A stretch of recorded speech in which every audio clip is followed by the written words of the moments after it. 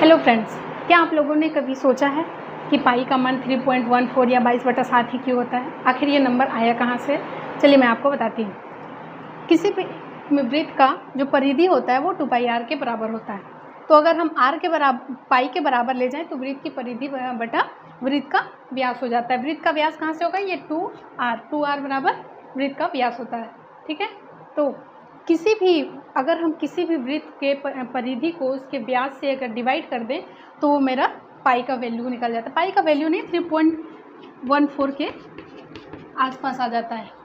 ठीक है, चाहे वो एक छोटी सी अंगूठी के बराबर का वृत्त हो या फिर एक बड़ी सी वृत्त हो।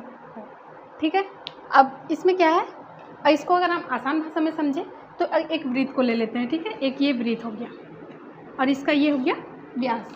ठीक है, अब इस व्यास के लंबाई के बराबर इस परिधि को हम एक लंबी रस्सी में तोड़ लेते हैं। यहाँ से लेकर के यहाँ तक एक लंबी रस्सी में तोड़ लेते हैं। यहाँ से मान लीजिए यहाँ तक हो गया। ठीक है, अब ये व्यास है वो ये एक हुआ यहाँ से यहाँ, फिर दूसरा यहाँ और तीसरा यहाँ। तो ये जो पॉइंट मेरा बच गया,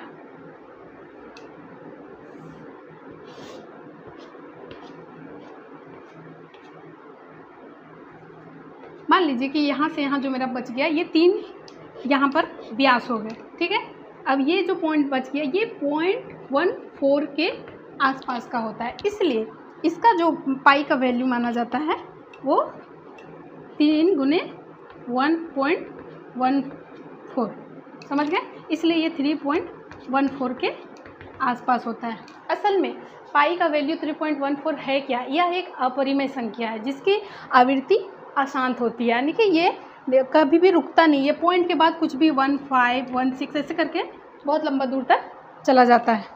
ठीक है, समझ में आ गई बात? ऐसे ही अगर आपको इन्फॉर्मेशन अच्छी लगे हो तो प्लीज़ लाइक, सब्सक्राइब, शेयर करें और इसी इन्फॉर्मेशन के लिए हमारे साथ बने रहें। तब तक के लिए धन्यवाद।